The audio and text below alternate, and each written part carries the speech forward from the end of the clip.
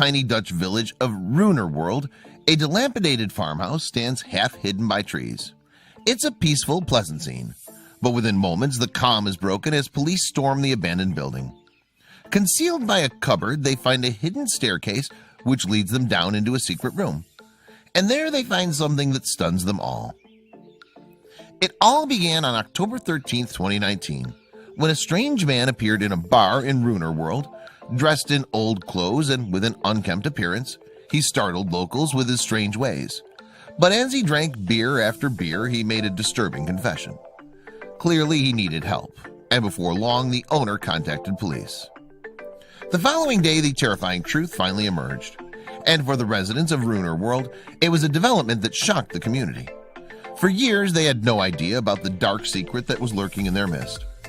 Now, though, the eyes of the world were on them as a bizarre story unfolded. When most people think of the Netherlands, they think of the bustling streets of Amsterdam or the tulip farms of the central regions. However, few tourists make it as far as the province of Drenthe, tucked away in the country's northeastern corridor. Here, the land is mostly dedicated to agriculture, and green fields stretch as far as the eye can see.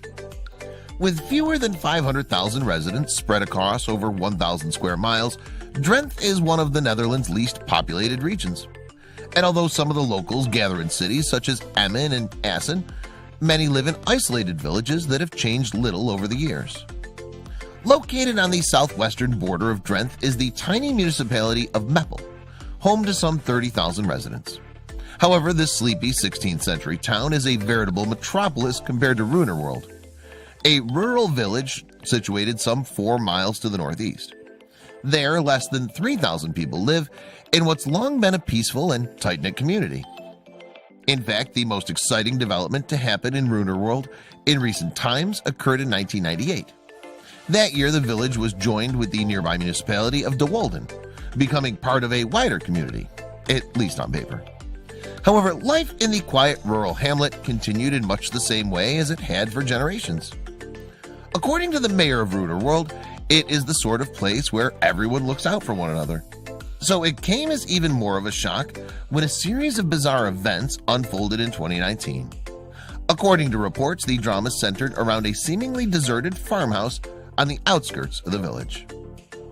Before then, the residents of Runerworld knew little about the farmhouse or who lived there. Apparently, it was obscured by high fences and trees, and the windows were boarded up. In fact, it looked to many as if it had been abandoned.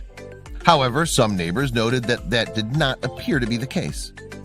In fact, local residents reported seeing a lone man at the isolated farmhouse.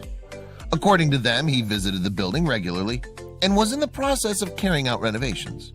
But aside from a dog and a few geese, nobody could recall any other signs of life in or around the property.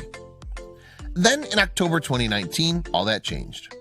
One day, Chris Westerbeek was working at Café de Castelline, the small bar that he owned in the center of Runerworld. But just as he was about to close up for the day, a stranger appeared, and immediately Westerbeek knew that something was amiss. According to Westerbeek, the man appeared to be in a dazed state. Moreover, he was dressed in dated clothes and was sporting a disheveled beard.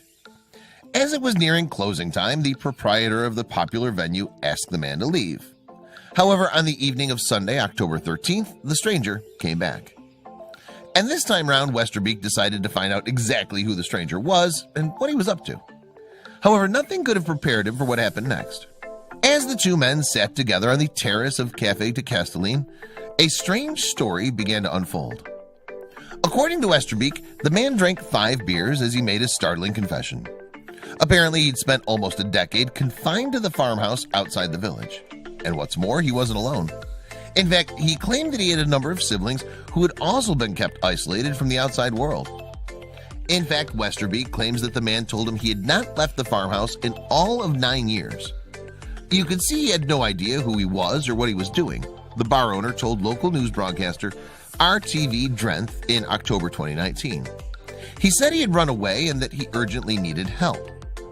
In an interview with the BBC, Westerbeek went into more detail about the strange encounter. He had long hair, a dirty beard, wore old clothes, and looked confused, the bar owner recalled. He said he'd never been to school and hadn't been to a barber for 9 years. But there was more. He said he had brothers and sisters who lived at the farm, Westerbeek continued.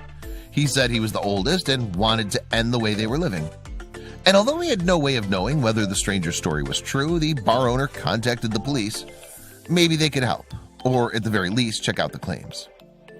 So on October 14th, police officers arrived at the farmhouse to investigate.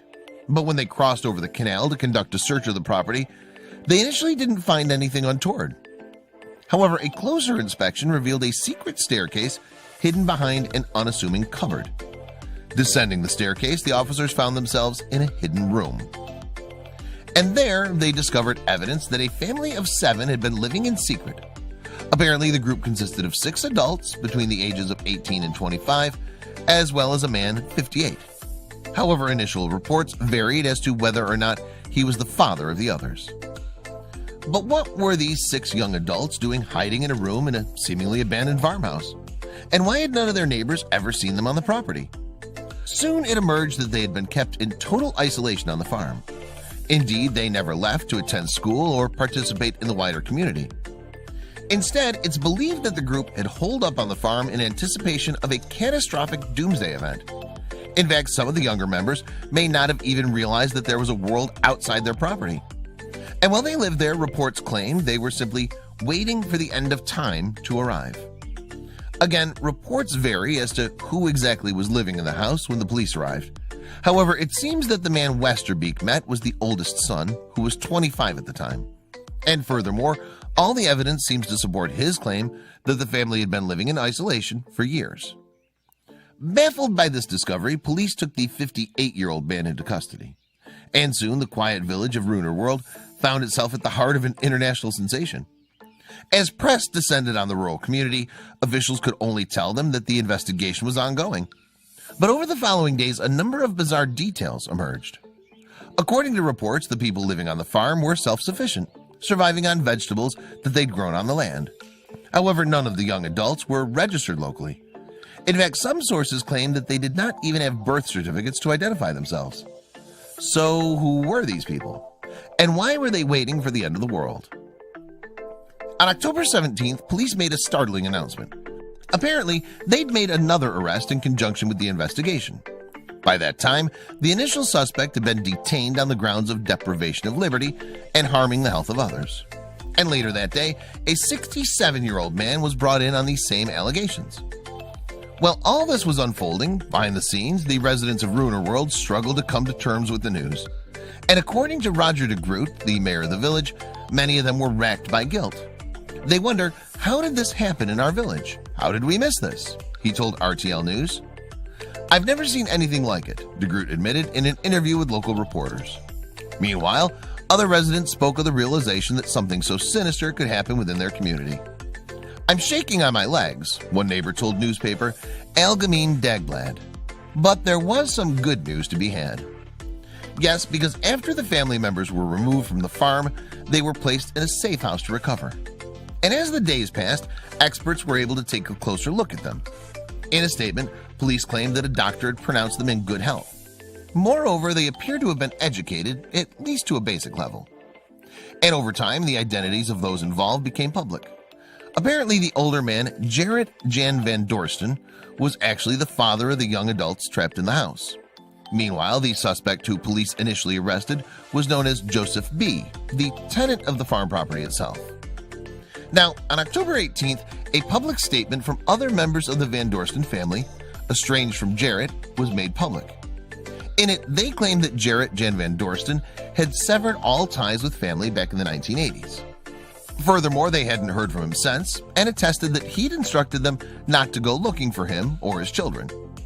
Mind you, the statement claimed all that had changed around 2011. That year, the family were made aware that 3 of the Van Dorsten's children had escaped from their father and made contact with other relatives. Happily, the younger members were able to reunite with their family, including estranged uncles, aunts, cousins, and grandparents. Despite this development, the family claims that they knew nothing about the 6 other children still living with their troubled relative. But soon, the local news outlet De Stentor was on the case. And before long, reporters had tracked down some old neighbors of Van Dorsten and his children. Apparently, the family had lived in the eastern municipality of Zwartwaterland before relocating to rural Drenthe. And according to an October 2019 article in the NL Times, neighbors had not noticed anything unusual about them. The daughter was a very normal girl, did an internship at the flower shop, and went to school at Agneton College, one acquaintance is reported to have said. However, the same neighbor noted that the family's son was clearly having difficulties at home. Sadly, this was supported by another witness who claimed that the boy was friends with her own child. He ate here quite often, she's reported to have said. It was clear that he was not used to eating at the table. It was clear he didn't come from a warm family. Around the same time, reporters discovered that a truancy officer had investigated the family while they were living in Zwart Waterland, but it appears as if they found nothing out of the ordinary. In fact, no further action was taken, although it's unclear whether the children were being educated at home. 3 days later, though, there came another twist in this strange tale. Apparently, it emerged that Van Dorsten had recorded a number of bizarre videos back in 2006. And in them, he spoke about the battle that was being fought in the spirit world. Moreover, he also appeared to discuss the complexities of familial relationships, albeit in a strange and garbled way. According to RTV Drenthe, Van Dorsten was no stranger to unusual beliefs. In fact, back in the 1980s, he was a member of the Unification Movement. Established in South Korea in 1954, this religious body has often been referred to as a cult, and its members follow their own interpretation of Christianity. Today, members of the Unification Movement are known as Moonies, and their strange beliefs have attracted much criticism. And according to reports, it was as followers of this controversial religion that Van Dorsten and Joseph B. first met. However, a spokesperson for the movement claimed that the man arrested at Runer World was no longer a member of their organization. As time passed, different sources have added even more layers to the baffling mystery. For example, some have claimed that Van Dorsten was bedridden when the police arrived, having suffered a stroke in recent years. Meanwhile, others have noted that the mother was unaccounted for, suggesting she may have died and been buried at the farmhouse. Today, the investigation continues, as authorities seek DNA tests to determine whether Van Dorsten really is the father of the 6 adults. Meanwhile, curious reporters have managed to find their way inside the remote farm. But as newspapers splashed with photographs of the House of Horrors, Runer World, sadly has been left with more questions than answers.